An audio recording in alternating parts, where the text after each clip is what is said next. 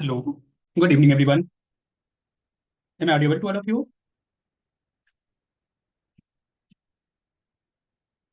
Good. चलिए start करते हैं। आज से एक नया टॉपिक हम लोग स्टार्ट करने वाले हैं। इस टॉपिक का क्या नाम होगा हम लोग का यहाँ पे रिएक्ट रिडक्स टॉपिक को हम लोग देखने वाले हैं। इसमें देखेंगे हम लोग रिएक्ट के अंदर रिडक्स को कैसे इंस्टॉल करते हैं,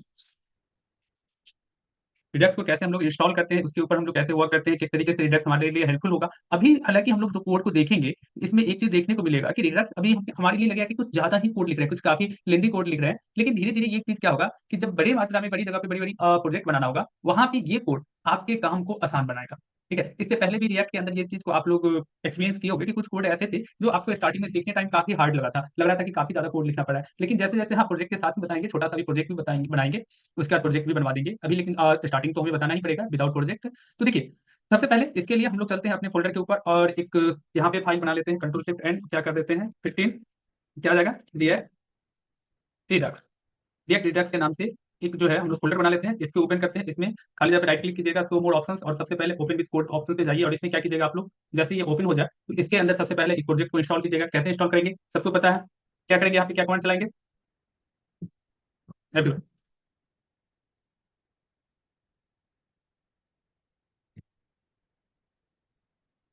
npm create byte, npm create byte @, latest. ठीक है, जैसे इंटर कीजिएगा थोड़ा सा टाइम लेगा, ये हमारा प्रोजेक्ट इंस्टॉल होने में, इंस्टॉल हो जाएगा ये। अच्छा एक और चीज बताओ, यहाँ पे हमें प्रोजेक्ट नेम पूछ रहा है। ऑलरेडी हम प्रोजेक्ट नेम डाल रखे हैं रिएक्ट डैश रिडक्स। तो क्या करेंगे कि हमें प्रोजेक्ट नेम नहीं डालना पड़ेगा, इसी लोकेशन पे सारे फाइल इंस्टॉल हो जाएंगे। हम इससे पहले ये चीज बता चुके हैं आप लोगों को, जब मैसेज करना।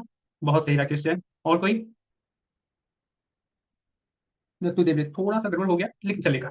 ठीक है, बस दो ही लोग पता है। अच्छा सही है, चलिए आंसर कीजिए, इतना टाइम मत लीजिए आप लोग। दीपाली सही है। बस डॉट डाल देना। डॉट मींस क्या बता रखे आप लोगों को, करंट लोकेशन। चीजें हमें करंट लोकेशन पे लाना, प्रोजेक्ट नेम नहीं डालना है हमें। ऑलरेडी हम डाल रखे हैं, फोल्डर को ओपन कर रखे हैं जिसके अंदर डाल, तो सीधा प्रोजेक्ट नेम अगर नहीं डालना हो, करंट लोकेशन पे चीजों को इंस्टॉल करना, केवल डॉट डाल के इंटर कर दीजिए। आपने तो मात्र 4 स्टूडेंट्स आंसर दिए हो, जबकि पढ़ते तो सारे के सारे हैं। ठीक है, अब इसमें से हम लोग क्या सेलेक्ट करेंगे सबको पता है। यहाँ पर से क्योंकि हम लोग रिएक्ट का प्रोजेक्ट बना रहे हैं, रिएक्ट को सिलेक्ट कर लेंगे। बाकी सारी चीजें तो वैसे ही अजीब से जैसे हम लोग पहले हुआ करते थे। अब यहाँ पे क्या टाइप करेंगे, सिंपली एनपीएम इंस्टॉल टाइप करेंगे। ठीक है, एनपीएम इंस्टॉल।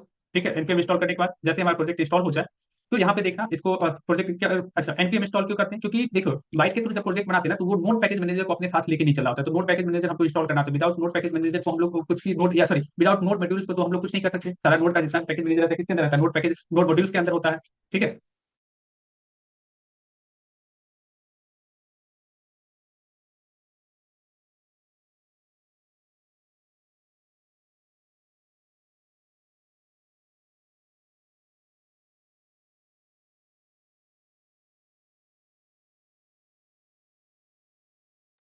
चलिए तो ये चीज यहाँ पे हमको देखने को मिल गया कि एनपीएम इंस्टॉल। अब हम लोग क्या कर सकते हैं, हमको सीडी वगैरह तो यहाँ पे चेंज चेंज डायरेक्टली टाइप करने की जरूरत ही नहीं है। अब यहाँ पे हमको रिडक्स को कैसे इंस्टॉल करेंगे, तो सिंपली रिएक्ट के अंदर दो चीज मिल रहा है, सॉरी रिएक्ट रिडक्स का जो है तो हम लोग क्या करेंगे, तो आप लोग ओपन कर लेना रिएक्ट डैश रिडक्स के नाम से। तो यहाँ पे आ जाएगा React Redux dot JS dot ORG. ये क्या है, ये रिएक्ट रिडक्स क्या है, एक स्टेट मैनेजमेंट लाइब्रेरी है। स्टेट मैनेजमेंट लाइब्रेरी है किसका, तो जावा स्क्रिप्ट का है। और ये आपको जरूरी नहीं कि ये केवल आपको रिएक्ट के अंदर ही काम करेगा, ये एंगुलर के अंदर भी काम करेगा, और व्यू जेएस के अंदर जितनी भी जावास्क्रिप्ट की लाइब्रेरी का उसके अंदर स्टेट मैनेजमेंट के लिए रिएक्ट रिडक्स का यूज किया जाता है। रिएक्ट रिडक्स जो है तो इसका भी दो पार्ट आता है, एक रिएक्ट रिडक्स आता है और एक रिडक्स टूल किट आता है। तो पहले के टाइम पे क्या आता था, रिएक्ट के अंदर से केवल रिएक्ट के अंदर आप लोग रिडक्स को इंस्टॉल करते थे, बट इसमें कुछ प्रॉब्लम था, कुछ चीजें ऐसा था जो काफी कह सकते हो लेंदी टाइप से था वर्क करना। तो हम लोग सीखेंगे पहले रिएक्ट रिडक्स को ही, बाद में हम लोग रिडक्स टूल किट को भी जानेंगे। ठीक है, आज का क्लास काफी होगा रिएक्ट रिडक्स को समझने के लिए, नहीं हुआ तो कल का एक और क्लास काफी हो जाता है रिडक्स को। अब आप रिडक्स समझ गए तो रिडक्स टूल किट भी जान जाओगे। बस लिखने का थोड़ा सा तरीका चेंज होता है, तरीका वही रहता है, बस कुछ नया कीवर्ड यहाँ पे देखने को मिलेगा रिडक्स टूल किट के अंदर, और थोड़ा सा कोड यहाँ पे समझना आसान होता है।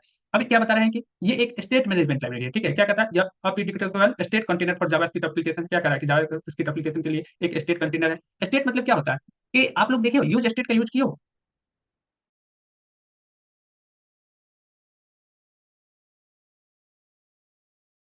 यूज स्टेट का यूज किया हो आप लोग। स्टेट मतलब क्या होता है कि एक अवस्था से चीजों को दूसरी अवस्था में ले जाना, जो जो उसका करंट टाइप होगा, करंट जिस तरीके से आपको वो रुक रहा होगा चीजें, वहां से क्या करते हैं उसको हम किसी दूसरे स्टेट में चेंज कर देते हैं। जैसे स्टेट कहने का मतलब साइंस में आप स्टेट क्या देखते हो कि कोई चीज अपनी जगह पे रुका हुआ है।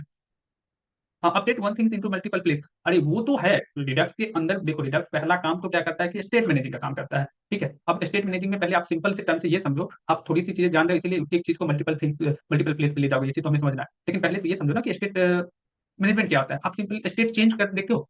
वाटर, वाटर क्या होता है, तीनों स्टेट में पाया जाता है ना, देखने को मिलता है, लिक्विड, सॉलिड एंड गैस। तो वाटर का भी स्टेट चेंज होता है, लिक्विड से क्या होता है, गैस हो जाता है, सॉलिड से लिक्विड होता है।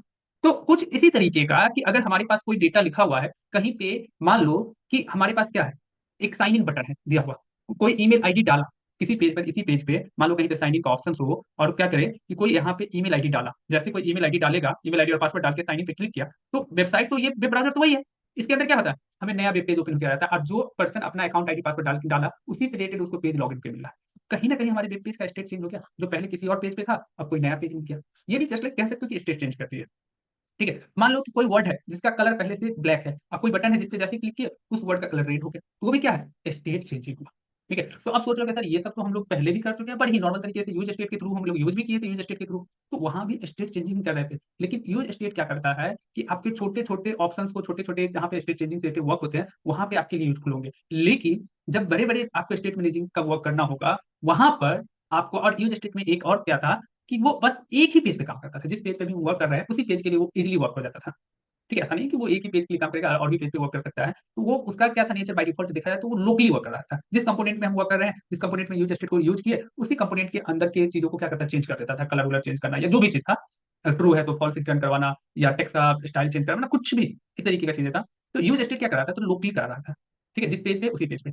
लेकिन रिडक्स में क्या होता है कि यह आपको लोकली नहीं रहता है, इसमें स्टेट मैनेजिंग जो होगा वो ग्लोबली होगा। आप अगर किसी चीज का, किसी भी वर्ड का अगर स्टेट चेंजिंग इस पेज के लिए करोगे, मान लो गेटिंग स्टार्टेड पेज के लिए करोगे, वही चीज आपका एपीआई पे भी है, नीड हेल्प पे भी है, तो उसका स्टेट यहाँ भी चेंज होगा, यहाँ भी चेंज होगा। इसका एग्जांपल कुछ ऐसे समझ सकते हो कि मान लो आप फ्लिपकार्ट के मिंत्रा पे गए, कोई भी प्रोजेक्ट, कोई भी प्रोडक्ट को ऑनलाइन करने जा रहे हो, तो आप अपने अकाउंट को लॉग इन किए, वहां पे जैसे ऐड टू कार्ट कीजिएगा किसी भी चीजों को, ऐड टू कार्ट करते हैं, तो वो ऐड टू कार्ट तो आप अपने जिस जगह पे, वहां पे भी ऐड टू कार्ट में दिख जाता है कि इस प्रोडक्ट को आपने ऐड टू कार्ट कर रखा है, इसका एक पीस। उसके अलावा आप अपना जहाँ पे सामान परचेज के ऑप्शन पे जाते हैं वहां भी दिख रहा है कि ये ऐड टू कार्ट कर रखे हैं, आप ये बाय नाउ पे आ चुके हैं। इसके अलावा और जहां जहां उस तरीके का चीज दिखता है कार्ड से रिलेटेड, हर जगह पे वो चीज देखने को मिल जाता है कि आपने इसको कार्ट में ले रखा, कार्ट में ले रखा, कार्ट में ले रखा, जितनी जगह पे ऑप्शन देखने को मिल रहा था। ठीक है, तो उस तरीके का मल्टीपल प्लेस पे जो चीजें स्टेट चेंजिंग से रिलेटेड आपको हैंडल करना होगा, वहां पे इंडेक्स आपके लिए काफी हेल्पफुल होता है। समझ रहे हो चीजों को। तो अब बात आती है कि सर हम लोग इसको यूज कैसे करें, इंस्टॉल कैसे करें। ठीक है, ये कोई आपका रिएक्ट का कोई लाइब्रेरी नहीं है, रिएक्ट का कोई क्या कहते हैं नोड पैकेज मैनेजर नहीं है, नोड मॉड्यूल्स नहीं है, ये एक थर्ड पार्टी लाइब्रेरी है जावास्क्रिप्ट का, जो हमें अपने रिएक्ट के अंदर, एंगुलर के अंदर या फिर Vue.js के अंदर, तीनों में से किसी के भी अंदर इंस्टॉल करके यूज किया जा सकता है। तो सबसे पहले हम लोग चलते हैं रिडक्स पे, जैसे रिडक्स को क्लिक करेंगे हमारा redux.js.org ओपन होकर आएगा। इसके अंदर आप गेट स्टार्टेड पे क्लिक कर सकते हो। तो जैसे आप गेट स्टार्टेड पे क्लिक करोगे फिर से रिडक्स रिडक्स दे रहा है, रिडक्स टूलकिट दे रहा है, अभी इसी पे रहना है हमको, यहीं पे क्लिक करेंगे।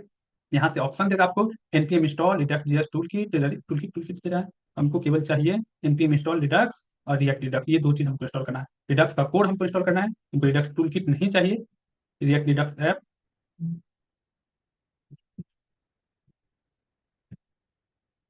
ठीक है, तो गेटिंग स्टार्टेड इंस्टॉलेशन टूलकिट हमें नहीं चाहिए, केवल रिडक्स चाहिए। ठीक है,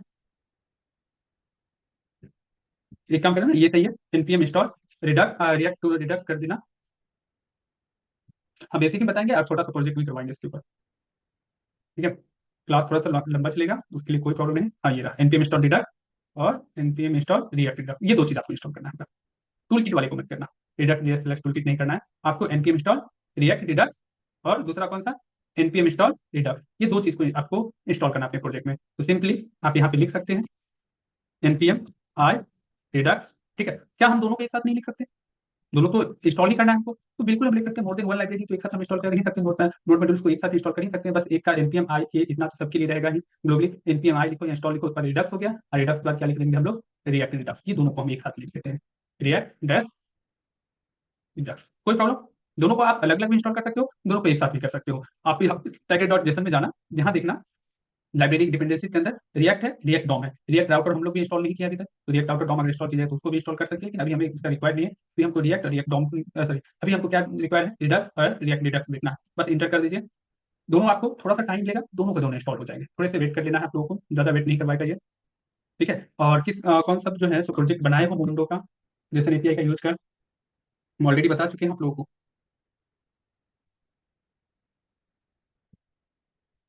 देखो नहीं बना रहे हो तो इसमें मेरा कुछ भी लॉस नहीं जा रहा है, ये सब आप लोगों का लॉस जा रहा है। ठीक है।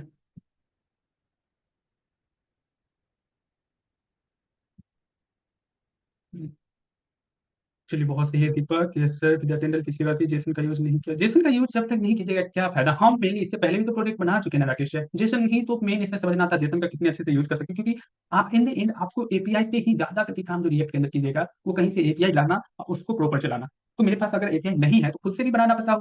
हम भी तो अभी वही कर रहे हैं ना, जेसन एपीआई ही यूज कर रहे हैं। हम लोग डेली एक टेम्पलेट बना रहे हैं, बहुत से डेली फुटर बाकी है, बना लीजिए एचटीएमएल सीएसएस जेएस पे। हाँ बना सकते हैं एचटीएमएल सीएसएस। जैसे थोड़ा बहुत यूज किया है, थोड़ा बहुत नहीं, जहां जहां पे बताया है वो सारा यूज कर लीजिए, जो भी आपका छूटा हुआ है ना। तो स्टार्टिंग का कुछ भी मिस नहीं हुआ, बस इतना ही। प्रोजेक्ट अभी स्टार्ट किए हैं और एनपीएमआर रिडक्स रिएक्ट रीडर इसको इंस्टॉल किया, बस इतना है, लेकिन जाना है। प्रोजेक्ट एक नया स्टार्ट किए हैं रिएक्ट रीडक्स के नाम से, जो नोड का सारा डाटा इंस्टॉल कर लिए, और उसके बाद यहाँ पे एक नया लाइब्रेरी के सॉरी नोड मॉड्यूल यहाँ पे इंस्टॉल करते हैं, एनपीएमआई रिडक्स और रिएक्ट रीडक्स, ये दो है यहाँ पे बस। अब देखिए यहाँ पे आपको देखने को मिल जाएगा, देख रहे हैं रिडक्स 5.0.1 आ गया, रिएक्ट रिडक्स 9.1.0, ये दो। हाँ उतना काफी है। यहाँ पे देख सकते हैं रिएक्ट रिडक्स 9.1.0 आ गया, रिडक्स 5.0.1 आ गया, ये चीजें बस यूज करना है, ये दोनों आपका देखने को मिल ही रहा है यहाँ पे। अब इसके बाद चलते हैं, इसको क्लोज करते हैं। कौन कौन से लाइव डिपेंडेंसी इंस्टॉल जो हो गया है हमें देखने को मिल ही रहा है।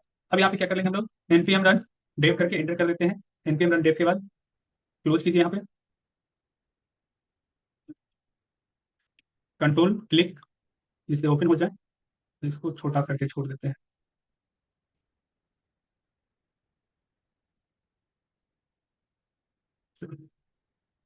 प्रोजेक्ट आ गया, वर्क कर रहा है ये।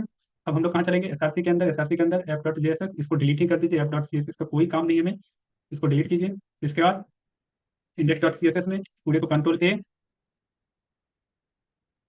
M0, P0 और BX box size border box, इसमें आप लोग चाहो इसको और अच्छा से मैनेज करने के लिए वेट 100% और हाइट 100 भी है, ये दो वर्ड और ग्लोबल में आप जोड़ सकते हो।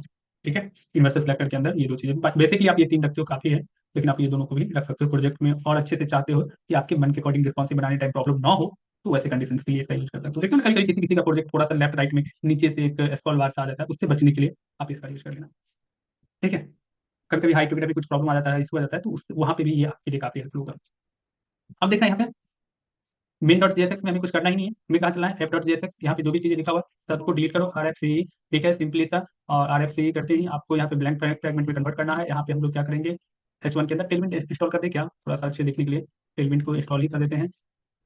Tailwind C S S. ठीक है, टेलविंड सी एस एस के अंदर से हम लोग कहाँ जाएंगे, गेट स्टार्टेड पे चलते हैं। और इसका ये इतना लंबा चौड़ा तरीके से मत जाना, चलिए सीडीएन, सीडीएन उठाओ और बस इतना सा सीडीएन कॉपी कीजिए, एक ही लाइन। ठीक है, टेलविंड के लिए। और चलना कहाँ है हमें, कहाँ गया हमारा project, sorry, index dot HTML के अंदर आइए, और इसके नीचे कंट्रोल भी, यहाँ पर क्या लिख दीजिएगा, रिएक्ट रिडक्स। ठीक है, तो यहाँ पे भी चेंज हो जाएगा, ये भी चेंज करना हो तो कहाँ से चेंज कीजिएगा, ये जो इमेज है उसको चेंज कर दीजिएगा, सॉरी एच के अंदर जो इमेज है चेंज कर दीजिएगा। हालांकि यहाँ पे अभी हमें कुछ नहीं करना, अभी जो वर्क था यहाँ से हमारा हो चुका है, टेलविंड सी एस एस भी आ चुका है। अब देखना यहाँ पे H1 के अंदर, वेलकम टू रिएक्ट रिडक्स। ठीक है, टेक्स्ट को सेंटर करना हो तो क्या करेंगे, class name equal to text center. ठीक है, और कितना आ जाएगा, 3XL। फॉन्ट साइज के लिए क्या आता है, टेक्स्ट 3XS। ठीक है, और बोल्ड के लिए फॉन्ट बोल्ड। चलिए, कलर वलर चेंज करना हो तो क्या कीजिएगा, टेक्स्ट इंडिगो, इंडिगो 500।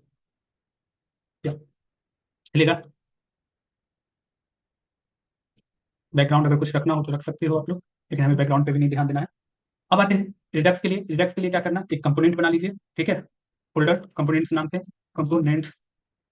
ठीक है, और इसके अंदर एक और फोल्डर बना लेना। फोल्डर क्या, चलिए फाइलें बना देते हैं, कौन सा हमको फोल्डर, फोल्डर के अंदर फोल्डर बनाना है, न्यू फाइल, यूजर नाम से JSX।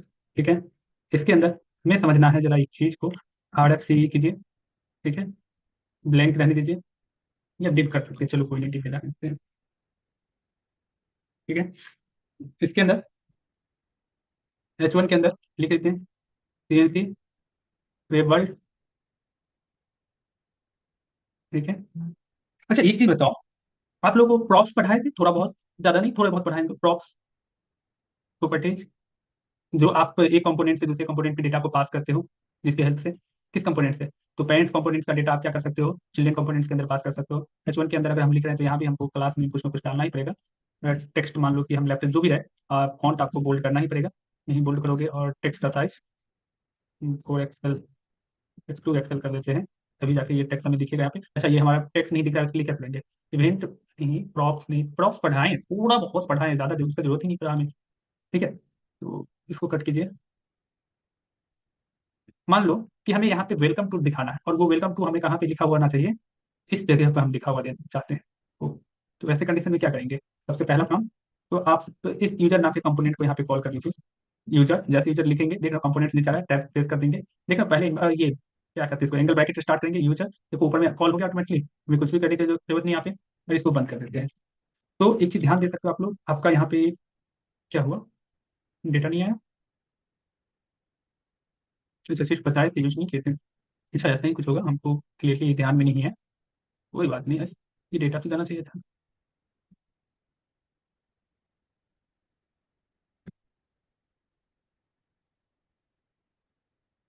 फिर टू एक्सेल नहीं वर्क कर रहा है क्या?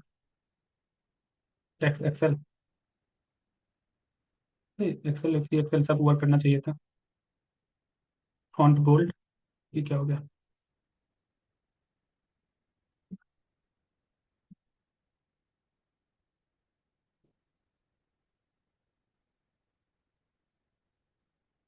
इंस्पेक्ट करते हैं।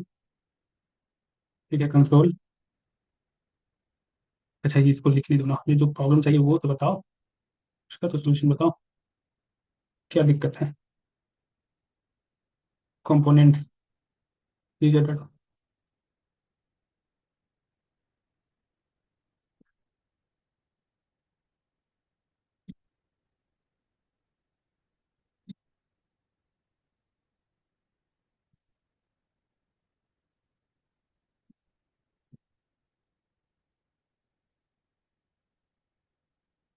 जाम जाग कर रखा है, बताओ टेलविन के। टेलविन से प्रॉब्लम नहीं है, ये डाटा ही नहीं आ रहा है। एक्सपोर्ट डिफॉल्ट यूजर सब कुछ सही है, फिर उसको क्यों नहीं भेज रहा है? यूजर लिखने, कंपोनेंट्स को यहाँ पे कॉल नहीं कर रहा है, यूजर कितना अच्छा तो लिखा हुआ है, user user export default user सही तो है। अभी हमको प्रॉम्प्ट पास करने की जरूरत ही क्या है, अभी हमको वो सिंपल इसको बुला लेना है यहाँ पर इसके अंदर, ऐप डॉट जेएस के अंदर। इसके अलावा तो कुछ करना ही नहीं है हमें, और आ भी जाना चाहिए था आई गेस। कुछ नहीं बनाया अभी, रिडक्स बस स्टोर इंस्टॉल हुआ है। ठीक है।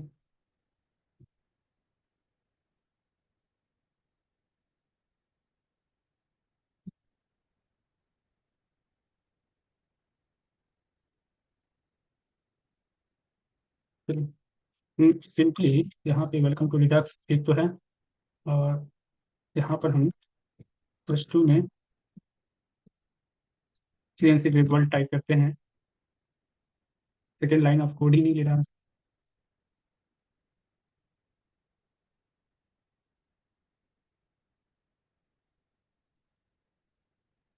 ठीक है, प्रॉब्लम यहाँ से आ रहा है, और आप लोग जो हो। ठीक है,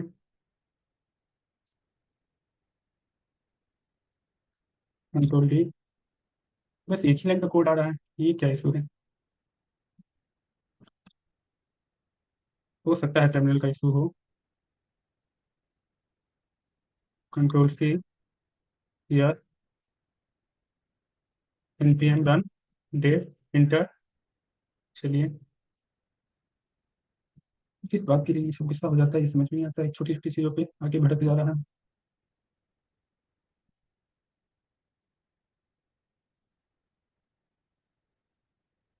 ये रिएक्ट एक तो नया अपडेट अपने साथ लेके आया है, कल परसों कुछ हुआ है अपडेट। ठीक है, क्या अपडेट लेके आया है, उसमें क्या इशू आ गया, ये लोग को पता ही नहीं चला। डिव के अंदर यहाँ देखो, वेलकम वेलकम वेलकम, तीन तीन वेलकम तो शो भी कर रहा है, फिर दिखा क्यों नहीं रहा?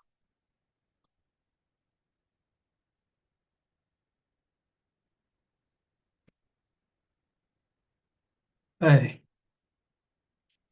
हाइट 100 VH नहीं होगा, हाइट की वजह से ये प्रॉब्लम था। तो अब ये टेक्स्ट जो है तो अपना हाइट 100 VH लेके चल रहा था, और इतने टाइम से हम लोग इतना प्रॉब्लम में थे, परेशान थे। मजाक कर दिया, अब डालना हाइट 100 VH। अब इसको कंट्रोल जेट करके जैसे था वैसे हम लोग ले आते हैं। ठीक है, टेक्स्ट इंडिगो 500, और इंडेक्स डॉट एचटीएमएल में चलते हैं, ये भी अपनी जगह पे रहेगा। इसको भी कोई प्रॉब्लम नहीं करना है। अब इसको क्लोज कर दीजिए, टेलविन रहेगा। अब इसके अंदर भी राइट क्लिक क्या करना, कहाँ पे गया होगा चीज़ें, इसको ओपन कीजिए, और इसके अंदर ऐप ऐप कंपोनेंट, कंपोनेंट के अंदर कंपोनेंट को रिस्टोर कर दीजिए। हाँ, सीरियन लिंक कर दिए हैं, कंपोनेंट को यूज कर लिए, कंपोनेंट वापस आ जाएगा। कंपोनेंट के अंदर यूजर डॉट JSX, ये भी अपनी जगह पे आ गया। ठीक है, इसका class equal to text centre, centre में तो आएगा, और यूजर को यहाँ पे हम लोग क्या करेंगे, कॉल कर लेते हैं। इसको बेसिकली डिम में ही डाले देते हैं, ब्लैंक सेगमेंट नहीं डालते हैं, लेकिन तो हमारे लिए एक प्रॉब्लम आएगा कि इनलाइन चीजें बन जाएगा, हमको ब्लॉक लेवल के लिए क्या भी चलना है। यूजर क्लास एक क्या कर है, ठीक है, कंपोनेंट्स, फिर बंद हो जाओ, कैंसिल, CNC वेबल्ट आ गया। इसका फॉन्ट साइज वगैरह चेंज करना है तो क्या करेंगे हम लोग,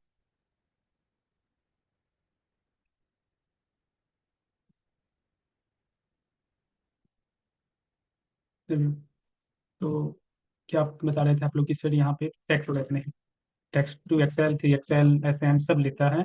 इसके अलावा H1 पेप्सी को नहीं देगा, और फॉन्ट, बोल्ड, जो भी करना है, कलर वगैरह, टेक्स्ट क्या कीजिएगा, डेट्स, 500, 600, सारे पे अलग अलग कलर देखने को भी मिल जाएगा।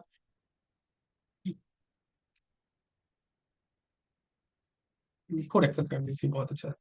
ठीक है, हम चाहते हैं, अब देखो मेन चीजों पे आ जाओ।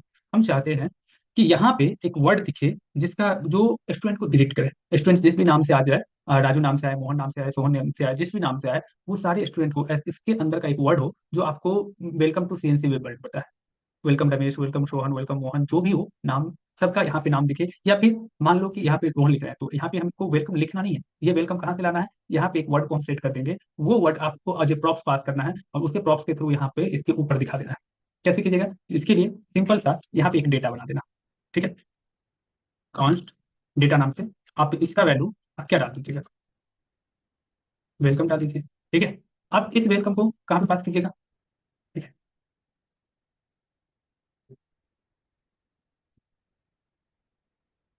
तो इस वेलकम को आपको इसके अंदर एक प्रॉपर्टी सेट कीजिए, प्रॉपर्टी का वैल्यू भी क्या डाल दीजिएगा, जैसे के अंदर डेटा ही डाल दीजिए, या कुछ भी डाल सकते हैं, यहाँ पे कुछ भी नाम दीजिए, यहाँ पे उसको अलग डेटा के नाम से, अलग नाम से यहाँ पे प्रिंट कर सकते हैं। अब इसी डेटा को यहाँ पे ले आइए, एज ए पैरामीटर सेट कर दीजिए डेटा, और इसको क्या कीजिए, यहाँ पर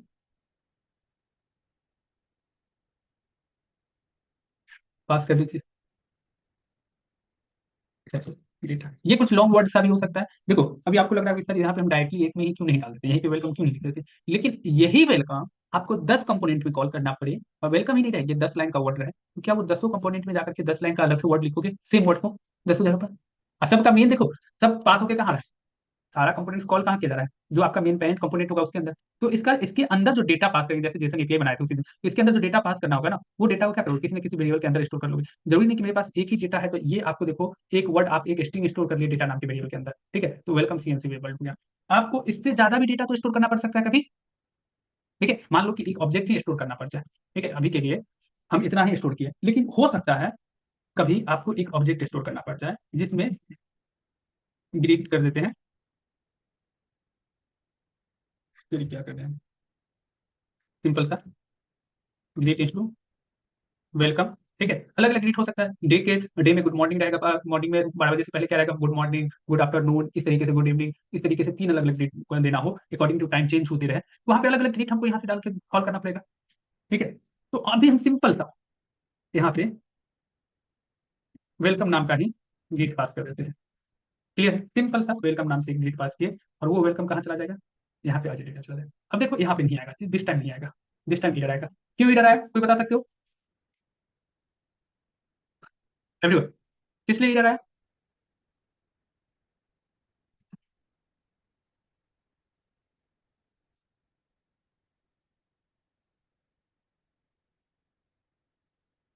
data dot property name, property name क्या होगा?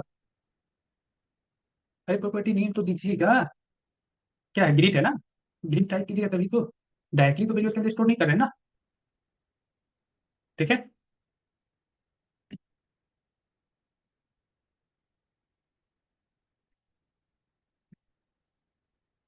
अच्छा जी, अब एक और चीज समझने की कोशिश करना, यहाँ जिस नाम से वेरिएबल स्टोर कीजिएगा प्रॉक्स के अंदर उसको उसी नाम से यहाँ पे पास आउट कीजिएगा।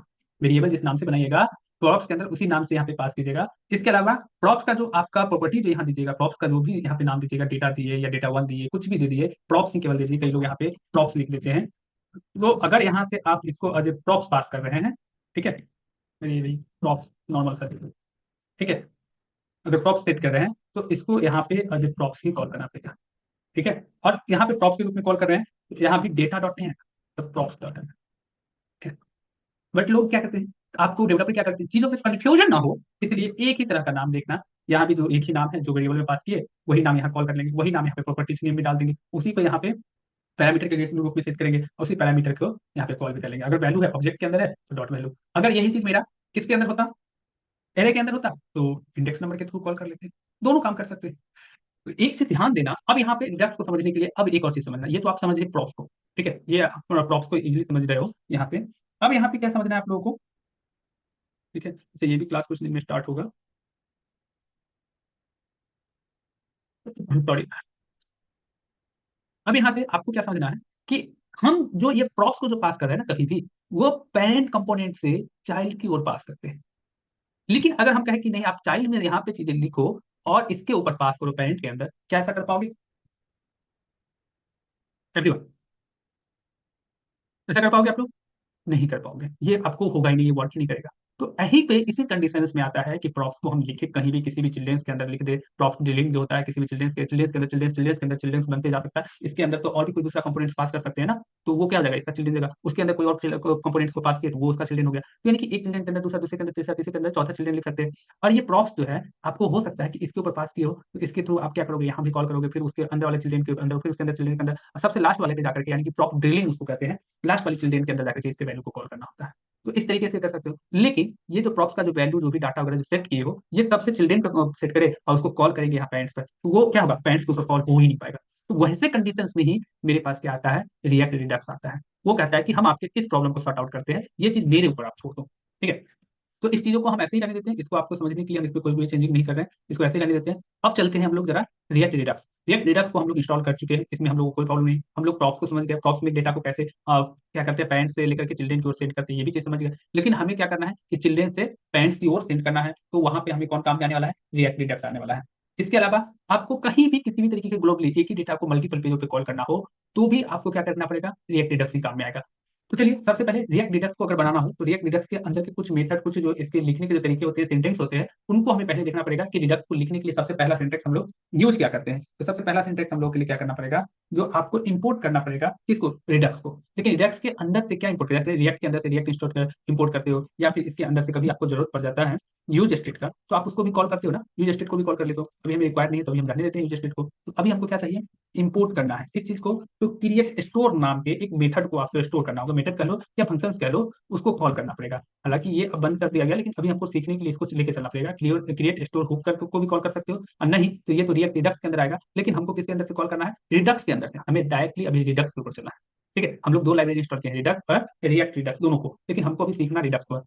रिडक्स का एकदम कोड पे हम लोग चल रहे हैं, तब चाहेंगे रिएक्ट रिडक्स पे, फिर रिएक्ट टूल किट पे चलेंगे। ठीक है, तो इसको क्लिक कर लीजिए, सिंपली क्या हुआ, import create store from Redux. अब इसको कट करके क्यों दे रहा है, क्योंकि अब ये मेथड बंद हो चुका है, कारण है कि अब इसके थ्रू वर्क नहीं कीजिए, अब जो है तो नया react Redux create store hook के नाम से जो आता है मेथड, उसको कॉल कीजिए, उसके थ्रू वर्क कीजिए। लेकिन हमको इसी को सीखना है, अभी हमको सीख रहे हैं, स्टार्टिंग है कोड में, कोड चीजों को छोड़ना नहीं, सीखते हुए चलना है। चलिए सबसे पहला काम तो आप लोग ये कर लीजिएगा। ठीक है, इसके बाद ये जो मेथड हम कॉल किए, इस मेथड के अंदर भी बहुत सारा मेथड फंक्शनलिटी दे रखा हुआ है। ठीक है। इसके अंदर भी आपको देख सकते हो, इस पे जैसे हम माउस रखे तो यहाँ देख सकते हो फंक्शन है, क्रिएट स्टोर है, इसके अंदर आपको क्या क्या दे रखा है, आपको देख सकते हो रिड्यूसर दे रखा है, इनहेंसर दे रखा हुआ है, और भी कई सारी चीजें आते हैं जो अभी हम लोग बनाते चलेंगे तो देखेंगे ही। तो आपको क्या करना है, यहाँ पे एक रिड्यूसर बनाना है। सबसे पहले एक स्टोर बना लीजिए। तो स्टोर किस नाम से रहेगा, कॉन्स्ट स्टोर के नाम से एक कोई वेरिएबल बनाइए, उसके ऊपर पास करना है इस मेथड को, क्रिएट स्टोर को। यानी कि क्रिएट स्टोर नाम के फंक्शंस को या मेथड को हम कहाँ पे कॉल कर रहे हैं, किसके रूप में कन्वर्ट कर रहे हैं, किस वेरिएबल के ऊपर स्टोर कर रहे हैं, स्टोर नाम के वेरिएबल। इस वेरिएबल का नाम आप कुछ भी रख सकते हो, लेकिन हम लोग क्या करते हैं कि जैसा जिस तरीके के मेथड को कॉल कर रहे थे, जिस तरीके का वर्क कर रहे होते हैं, उसी तरीके का हम लोग क्या करते हैं, रिलेटिव नेम नहीं देते हैं। तो हम लोग यहाँ पे क्रिएट स्टोर को क्या करेंगे, इसके ऊपर स्टोर कर देंगे। हम बनाना बताएंगे दीपक स्टोर का एक सेपरेट फाइल, पहले अभी इसी में सीखिए। ठीक है, तो यहाँ तक समझ गया, यहाँ तक किसी को कोई प्रॉब्लम? एवरीवन, ठीक है। अच्छा, कोई भी स्टेट कब चेंज होता है,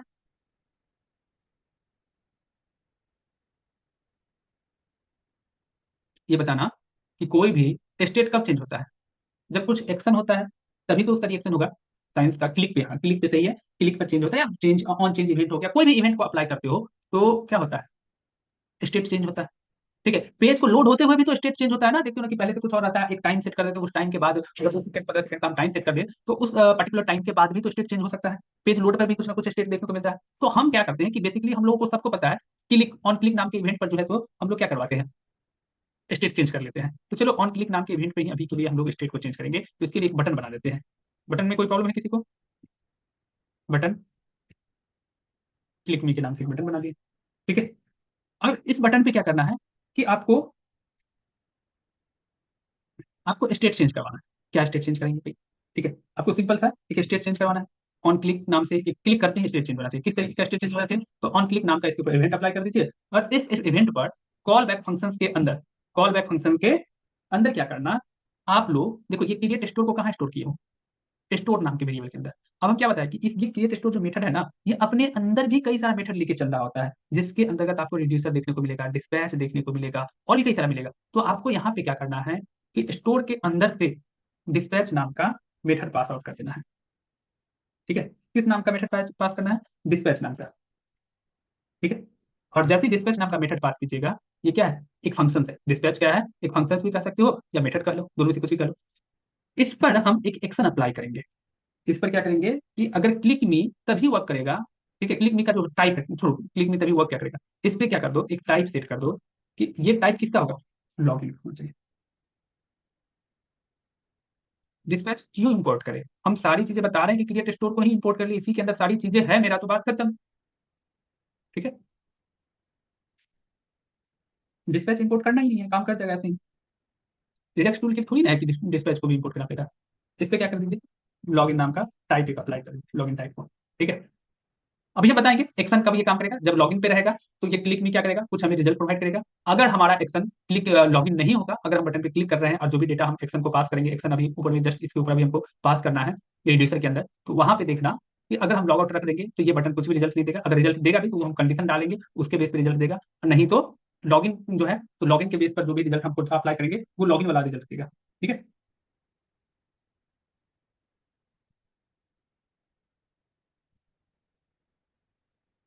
ठीक है, इसको आप बेसिकली कह सकते हो एक्शन, चाहे तो ये एक्शन है। ठीक है, किस तरह का एक्शन होगा, लॉगिन का एक्शन होगा। ठीक है, लेकिन लॉगिन से लॉगिन का डेटा मिलेगा तभी ये बटन लॉगिन कर पाएगा। बेसिकली कहने का मतलब ईमेल आईडी पासवर्ड सही से मिलेगा तो ये बटन आपको आगे जाने देगा, लॉगिन का पेज ओपन करेगा। लॉगिन का पेज नहीं, हम लॉगिन नाम का टेक्स्ट हिंट आपको अप्लाई करके दिखाएंगे। अगर नहीं मिलेगा, ठीक है, अभी क्या बता रहे थे कि एक्शन का ही रिएक्शन मिलेगा, तो ये एक लॉगिन क्लिक मी बटन है, उस पर हम क्लिक करेंगे तो बिहाइंड द सीन उस पर क्या एक्शन होगा, बिहाइंड द सीन एक्शन क्या हुआ, लॉगिन का हुआ। तो लॉगिन कब होगा डेटा, जब आप लॉगिन के लिए प्रॉपर आपको आईडी और पासवर्ड मिल रहा है तभी पेज लॉगिन होगा, अदरवाइज पेज लॉगिन नहीं होगा। इसको कुछ ऐसे समझ लो कि आपको क्या करते हो, बॉल एक घर में रखा हुआ रहता है, तो उसे फेंकते हो ना, कहीं भी फेंकते हो तो वो दो तरीके से, मान लो कि अगर क्रिकेट वगैरह खेल रहे हो तो वहां पे बॉलिंग करते हो तो वहां पे एक्शन क्या होता है आपका, बॉलिंग कर रहे हो तो एक बॉलिंग का एक अलग अपना एक्शन होता है, और नॉर्मली थ्रो कर रहे हो तो दोनों का अलग एक्शन होता है। तो दोनों एक्शन में क्या रिजल्ट से मिलता है, काम तो दोनों में क्या है, बॉल फेंकने का ही है, बॉल आप थ्रो ही कर रहे हो, लेकिन एक में बॉलिंग कर रहे हो, प्रो प्रोटेक्शन के जो उसका रहता है, बॉलिंग का सेक्शन होता है उसके साथ, तो वहां पे आपको हो सकता है कि बैट्समैन बॉल को मारेगा भी, आउट भी हो सकता है, इस तरीके का चीजें वहां पे देखने को मिलेगा। ठीक है, एक फील्ड करके बॉल फेंक रहे हो तो वो भी एक्शन क्या है आपका, बॉल पकड़ के फेंकना है। लेकिन दोनों एक्शन में क्या होता है, अलग रिजल्ट मिलता है। तो वही चीज यहाँ पे एक बटन है, बटन तो है, ठीक है, लेकिन इस बटन पे क्लिक करेंगे तो इसका एक्शन क्या होगा, बटन अपना कौन सा एक्शन दिखाएगा, लॉगिन का एक्शन दिखाएगा। अगर इस पे चाहो लॉगिन लिख दो तो समझ क्लियर बात है कि हाँ चलो हम लॉगिन करने जा रहे हैं। चलिए समझने के लिए लॉगिन ही टाइप कर देते हैं। लॉगिन नाम का बटन भी आ गया। बटन के चारों तरफ कलर वगैरह देना हो तो बटन पे क्लास व्लास अप्लाई करके कलर वगैरह दे सकते हो। ऑन क्लिक को बेसिकली हम थोड़ा सा नीचे कर देते हैं, यहाँ पे क्लास अप्लाई कर देते हैं। क्लास नेम इक्वल टू क्या करते हैं, बीजी ब्लू 200, चलेगा क्या, ब्लू 200, और राउंडेड, ठीक है। और क्या आता है, PX2, ठीक है, PY2, और मार्जिन नहीं छोटा है साइड से, वर्ड का कलर वगैरह 200 मत डालो, 600 डाल दीजिए, ठीक है। MS8, टेक्स्ट कलर क्या कीजिएगा, व्हाइट करना है ना, तो फॉन्ट बोल्ड, टेक्स्ट व्हाइट, चलेगा। PX2 के जगह पे 3 डाल के देखते हैं, बटन देख रहे हो ना, ये किसके अंदर क्या कहते हैं, टेलविन के अंदर बटन कैसे बनाना होता है। और यही चीज हमारा रिएक्ट रहता तो रिएक्ट करते हैं, बूट स्टेप रहता तो बना हुआ मिल जाता। तो हम लोग को कभी भी यूज करना चाहिए ना बूट स्टेप, और इसको दोनों को साथ में लेके चलोगे ना तो थोड़ा सा काम और ज्यादा आसान हो जाएगा। और दोनों का लाइब्रेरी माइंड में रखना, ठीक है, ज्यादा करके बूट स्टेप यूज करना, लेकिन उसको कस्टमाइज के लिए फटाफट से टेलविन लिखते चले जाना। सॉरी, अब देखिए यहाँ तक समझ में आ रहा है चीजें। बिहाइंड द सीन एक्शन क्या चल रहा है, लॉगिन का चल रहा है, लेकिन हम लॉगिन का एक्शन तो कर रहे हैं, क्लिक तो कर रहे हैं, बट उस एक्शन का हमें कुछ रिएक्शन मिल रहा है, नहीं मिल रहा है ना। तो क्या करेंगे इसके लिए, रहने देंगे क्या?